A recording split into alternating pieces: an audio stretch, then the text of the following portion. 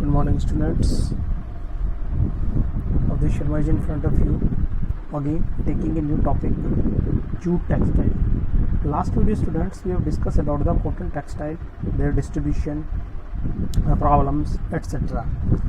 Now another topic, that is the jute textile, second agro-based industries of your syllabus. In this video, we will come to know about the jute textile industries or problems and advantages. So if we talk about the jute industries, so it is the most important industries of India related to every term. And if you talk about India, so India is the largest producer of raw jute and second largest importer exporter after Bangladesh.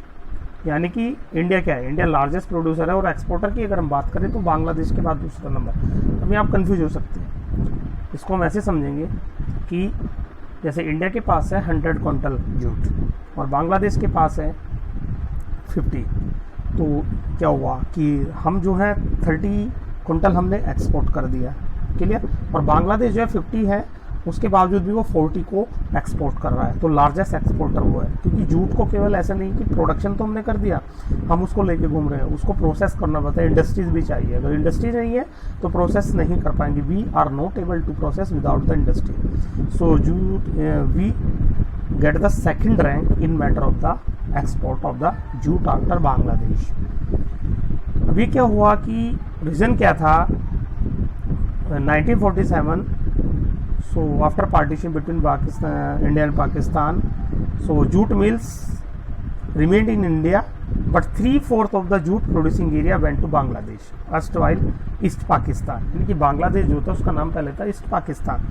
तो after partition 3/4 area production area went to the erstwhile Pakistan, means Bangladesh, and jute mills remained in our country. यानी कि jute mill तो रहेगी और जो production area था वो कहीं ना कहाँ चला गया, किसके पास गया, वो गया बांग्लादेश के पास।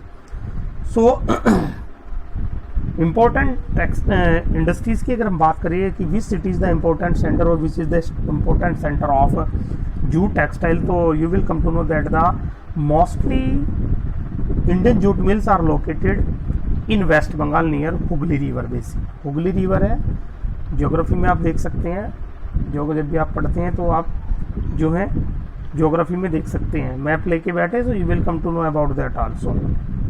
It means Hooghly river basin के पास है, गंगा रिवर है, भागीरथी रिवर जो है आपकी वहाँ पे डिस्ट्रीब्यूटरीज हैं उसकी। सो रीजन फॉर दिस कि mostly jute mills are located near by the Hooghly river in West Bengal or along with the Hooghly river, we may say that. So generally firstly proximity of the jute producing area। देखिए near by जो है आपका जो delta है, ये आपका raw material fertile Ganga delta plain है। So 90% of the jute raw jute produce here, so it is easily available for the industries also. Delta areas है, lot of production is done here of the raw jute. So jute mills आ रही है।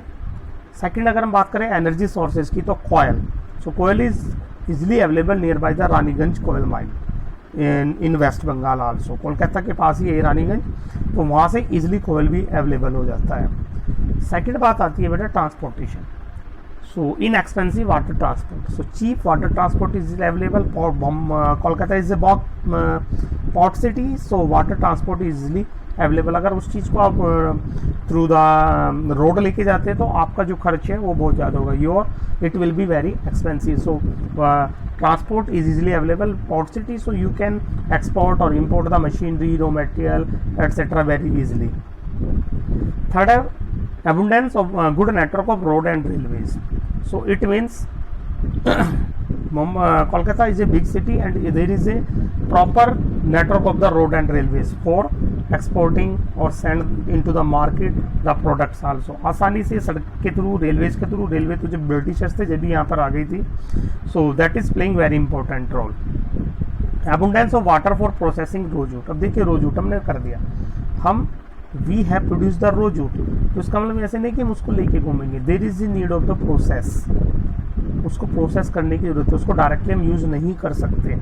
अब उसको process करने के लिए चाहिए there is a intensive quantity of water and water is easily available from the Hooghly river, यानी कि जो पानी में चाहिए उसको प्रोसेस करने के लिए, प्रोसेस में क्या उसको धोना, डाइंग करना, washing, dyeing, so this is easily available near by the Hooghly river basin. So abundance of water हो गया। अब बात करते हैं पोर्ट सिटी की। Already I told you Kolkata is a big port city, so you can send other parts also, machinery, spare part you can export, or you can finish good product to the other parts of country or the international market. Abundance of water for processing rojute completed. Cheap labor from West Bengal and adjoining area. देखिए West Bengal is a populated city and when there is a population so it may be the unemployment condition is very high. So cheap labor यानी कि population ज़्यादा है, खाली बैठे हैं लोग, तो उनको क्या है आराम से इंडस्ट्रीज़ को कम पैसे में cheap labour is easily available in West Bengal near by Kolkata और even from the near by states like Uttar Pradesh, Maharashtra, Madhya Pradesh और बिहार आल्सो। सो नेक्स्ट आता है कोलकाता अर्बन सेंटर। कोलकाता के एक अर्बन सेंटर है। Urban facilities requirement already I told you during the factor location of the industries factors, so banking, finance or the other things, these are easily available for the industries in Kolkata. So these are the 6 main reasons that most of the Indian jute mills are located in West Bengal nearby Hooghly Basin river. Clear? अब देखें, थोड़ा और देख लेते हैं। First jute mill जो setup हुई सबसे first time 1859 Rishra near by Kolkata. At present की अगर हम बात करें तो 94 जूट मिल्स हैं वेस्ट बंगाल में। State of 90 jute mill 74 in West Bengal. Andhra Pradesh 10 mills, UP 3 mills, Orissa 3, Bihar 3, Chhattisgarh 2, Assam 2 and Tripura 1। हालांकि this is not the syllabus but for your knowledge. और 1970 अगर हम बात करें तो सर सेठ हुकमचंद एक इंडस्ट्रीज थे जिन्होंने फर्स्ट टाइम कोलकाता में 1917 में सेटअप की थी क्या, jute industries. Now like the other industries this industry is facing a lot of problems और we can see challenges generally very serious challenge or the others also stiff competition by synthetic substitutes। Jute के बारे में आपको बता रहा हूँ, I am telling about jute. Generally क्या होता है, आपने रस्सी देखी है वो जूट की बनी होती है, कारपेट्स देखे हैं वो जूट के बने होते हैं, या आपके पायदान जो होते हैं वो जूट के बने होते हैं, कुछ बैग्स होते हैं जूट के बने हुए, सैक्स होते हैं, बोरिया जिसमें सामान पैक होता है। So a lot of products is easily available but they are facing some problem due to the high cost and from the synthetic fibers is easily available। जैसे आपने देखो प्लास्टिक की रस्सी है, that is durable and cheap than jute। अब ये क्या है कि ये जो है चीप सब्स्टिट्यूट्स हैं, इजीली मिल रहे हैं, लुक वाइज अच्छे हैं, नई नई डिजाइंस हैं और कहीं ना कहीं जो है सस्ते पड़ रहे हैं और ड्यूरेबल हैं। So that is giving a tough competition to the jute also. Reason क्या है, क्योंकि इंडिया के अंदर क्या है कि हम जो प्रोडक्शन कर रहे हैं हमारी हाई कॉस्ट है प्रोडक्शन की, और जो सिंथेटिक फाइबर्स है they are getting the low cost also, they are providing the low cost, so people are getting that, वो उनको पसंद करते हैं। नेक्स्ट आता है कंपटीशन फ्रॉम रॉ मटेरियल। मैंने आपको बता दिया प्रॉब्लम थी कि ज़्यादातर हमारा जो 3/4 area that goes to erstwhile East Pakistan means Bangladesh and mills were set up here, so there may be the problem of the raw jute also। so current requirement this is facing the problem। अभी देखेंगे government ने क्या किया इसके अंदर। Next आता है बेटा आपका competition from international competitors like Bangladesh, Brazil, Philippines, Egypt and Thailand. अब जनरली क्या है, we are facing the competition from other countries and in the some countries are producing at a large scale and they are using the synthetic fiber at large scale and we are facing the problems of the from the Europe and North America also। synthetic fiber use कर रहे हैं, cheaply available करा रहे हैं, so कहीं ना कहीं जो इंडियन मार्केट डिमांड है इंडियन जूट की वो कहीं ना कहीं कम होती चली गई। थर्ड आता है लेस डिमांड। अब synthetic fibers is easily available, so the demand is reduced of the jute for the internal market as well as the international market. यानी कि जब डिमांड कम हो गई तो क्या होगा, सिंथेटिक फाइबर्स आ गए तो इनकी डिमांड कम हुई, डिमांड कम हुई तो कहीं ना कहीं नुकसान होगा, सबको हुआ, फार्मर्स को, ट्रेडर्स को, सबको। So high prices generally competitive, we have to face the international competition, so for that we have to make quality product also, and we have to manufacture cheap product also, and for that also, and we are now facing competition and we are out of competition, and generally reason for this high cost of production, reason for this generally we are using the obsolete machinery, पुरानी machinery हम use कर रहे हैं। North America, Europe की तरह हम जो है, फिलीपींस की तरह we are not using sophisticated machinery. Uneconomic units हैं, यानी कि यूनिट्स तो है अन इकोनॉमिक, जहाँ से हमें प्रॉफिट नहीं मिल रहा है, बस हम करे जा रहे हैं।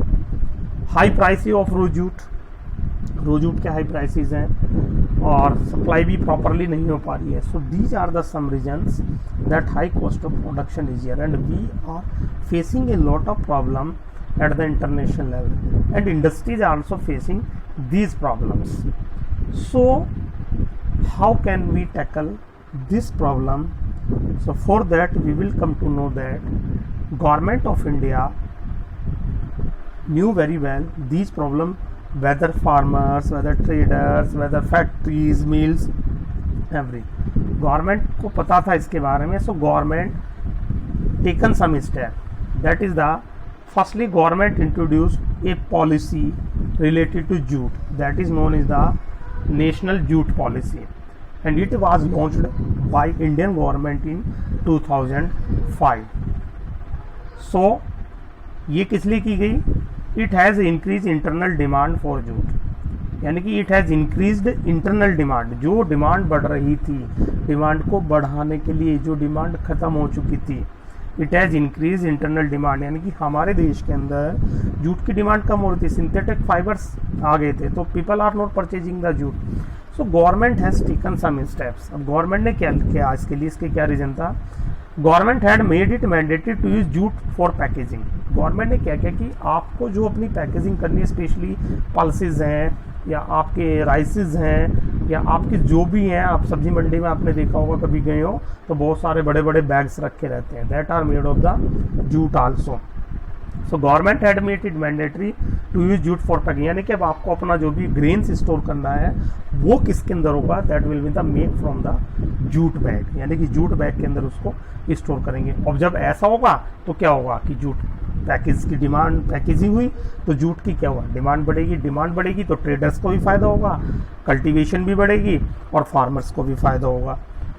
दूसरा ऑब्जेक्टिव क्या था? Increase productivity and the quality. Clear? Means productivity बढ़ानी है। प्रोडक्टिविटी कैसे बढ़ानी है? न्यू टेक्नोलॉजी लेके आनी है, प्रोडक्शन ज़्यादा करना है, क्वालिटी इंप्रूव करनी है इंटरनेशनल मार्केट के लिए भी, कल्टीवेशन ऑफ जूट ये भी इंक्रीज करना है, प्रोडक्टिव इंक्रीज करनी है, एंड इंश्योर गुड प्राइसेस, यानी कि the farmers who are doing the agriculture of jute they are not getting the proper money for their jute because there was no demand. अब क्या हुआ? Demand हुई तो क्या होगा? प्रोडक्शन भी ज़्यादा करना पड़ेगा, क्वालिटी भी हमें बेटर लेके आनी पड़ेगी, और दूसरा क्या होगा? जो फार्मर्स हैं they will get the good prices.